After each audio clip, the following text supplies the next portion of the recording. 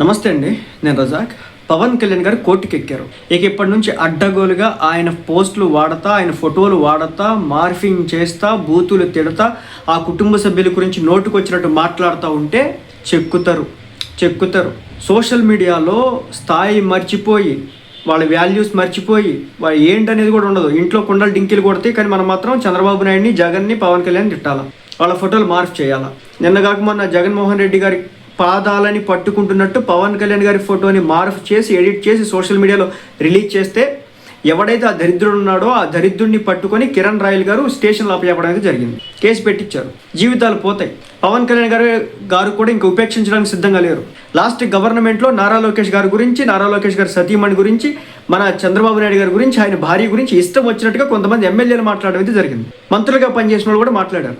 మంత్రులుగా పనిచేసిన వాళ్ళు, ఎమ్మెల్యేలుగా పనిచేసిన వాళ్ళకే సిగ్గు లేదు, కానీ వాళ్ళని ఫాలో అయ్యేటటువంటి వ్యక్తులకి ఏమాత్రం సిగ్గు ఉంటుంది. సో ఇప్పుడు ఇదేంటంటే వ్యక్తిగత హక్కుల్ని కాపాడాలని చెప్పేసి ఢిల్లీ హైకోర్టును ఆశ్రయించిన AP deputy CM Pawan Kalyan. ఇక్కడ కొంతమంది కోహానా మేధావులు వచ్చేసి పవన్ కళ్యాణ్ అంటే ఢిల్లీ హైకోర్టు దగ్గరికి ఎందుకు వెళ్ళాడని చెప్పేసి అడుగుతారు. నేను దానికి కూడా ఒక లాజిక్ ఉంటుంది అనమాట, చాలా మందికి తెలియదు, నేను చెప్తాను. అనుమతి లేకుండా తన ఫోటోలు, వీడియోలు ఏఐ చేసి దుర్వినియోగం చేస్తున్న సోషల్ మీడియా ప్లాట్ఫామ్లపై చర్యలు తీసుకోవాలని ఢిల్లీ హైకోర్టులో పిటిషన్ దాఖలు చేసినటువంటి పవన్ కళ్యాణ్. అది సంగతి. పవన్ కళ్యాణ్ గారికి ఒక క్లారిటీకి అయితే వచ్చేసారు. తిట్టారు, అమ్మ అక్క ఆలిబూతులు తిట్టారు, నోటుకు వచ్చినట్టు మాట్లాడారు, సహించాను, భరించాను, ఇంకా తీసుకునే ఓపిక నాకు లేదు, తీసుకోవాల్సినంత అవసరం కూడా నాకు లేదు. కూటమి అధికారంలోకి వచ్చిన తర్వాత కూడా పవన్ కళ్యాణ్ గారి ఇంట్లో ఉన్నటువంటి ఆడపిల్లల గురించి అడ్డగోలుగా నీచంగా మాట్లాడితే పవన్ కళ్యాణ్ గారు బయటకు వచ్చి అప్పుడు చెప్పారనమాట, హోమ్ మినిస్ట్రీ నేను తీసుకుంటాను అని చెప్పేసి. అప్పటి వరకు మాట్లాడలేదు. మొత్తానికైతే వాళ్ళు తగ్గట్లేదు. ఇటీవల చిరంజీవి గారు కూడా వెళ్ళారు కోర్టుకి. వెళ్ళి సజ్జనార్ గారిని కలిసి నా ఫోటోలకి సంబంధించి కావచ్చు, నా వీడియోలకి సంబంధించి కావచ్చు, నా వాయిస్కి సంబంధించి కావచ్చు, నా ట్యాగ్కి సంబంధించి కావచ్చు, ఎవరు వాడుకోవడానికి వీల్లేదు అని చెప్పేసి ఒక సర్క్యులేషన్ పాస్ చేయండి అని చెప్పేసి కోర్టుకి వెళ్ళినాడు. కోర్టు అదే చెప్పింది, చిరంజీవి గారి ఫోటోలు కానీ, వాయిస్ కానీ, వీడియో కానీ, ఇమేజ్ కానీ ఏది కూడా వాడడానికి వీల్లేదు. చివరాఖరికి ఆయన ట్యాగ్ మెగాస్టార్తో సహా కమర్షియల్ పర్పస్. ఇక సోషల్ మీడియాలో ట్రోల్ చేయడానికి అసలు లేదు. చేస్తే కనుక కేసులు పెడతారు, సుమోటోగా కూడా తీసుకుంటారు. సో అదనమాట, చిరంజీవి గారు కూడా వెళ్ళి ఇవ్వడం జరిగింది. ఇక నిన్నగాక మొన్న మన జూనియర్ ఎన్టీఆర్ గారు ఢిల్లీ హైకోర్టుకి వెళ్ళాడు. సడన్గా అక్కడ చూసి అందరూ షాక్ అయినారు, ఏంటి ఢిల్లీ హైకోర్టులో పోయాడని. కట్ చేస్తే ఆయన కూడా అంతే, వాళ్ళ అమ్మగారి పుట్టుకల గురించి, వాళ్ళ అమ్మగారి క్యాస్ట్ గురించి, రిలీజియన్ గురించి ప్రతి ఒక్కటి కూడా మాట్లాడుతూ ఉంటారు. మనకెందుకు జూనియర్ ఎన్టీఆర్ గారు అమ్మ ఏ క్యాస్ట్ అయితే మనకెందుకు, ఏ రిలీజియన్ అయితే మనకెందుకు, దేనికోసం? ఆమె ముస్లిం అంటారు, కాదు ఆమె బ్రాహ్మణు. ఆ విషయం చాలా మందికి తెలియదు, కానీ మనం దాని గురించి రాద్ధాంతం చేయాలా? మన జూనియర్ ఎన్టీఆర్ గారు ఆయనకి రకరకాల పేర్లు పెడతా ఉంటారు. ఆయనకంటే ఒక పేరు ఉంది కదా, కాదు మనం వేరే పేర్లు పెడతాం అనమాట.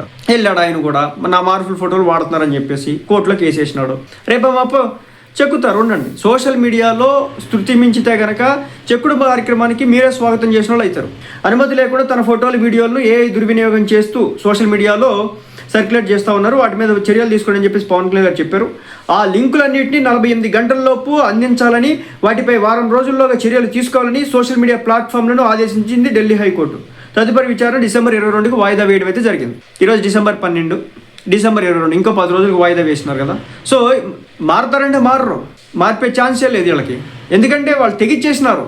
ఏముంది, సోషల్ మీడియా చట్టాలు అంత గట్టిగా ఉండవు కదా, నాన్ బెయిలబుల్ కేసులు పడవు కదా, 7 years లోపే ఉంటాయి కదా, 41A నోటీస్ ఇచ్చి వదిలేస్తారు కదా. ఇది పట్టుకొని కూర్చున్నారు. ఒక రెడ్డి గారు అమ్మాయి అని చెప్పేసి పవన్ కళ్యాణ్ గారి ఇంట్లో ఆడపిల్లలను తిడితే వేస్తే చాలా రోజులు బయటికి రాలేదు.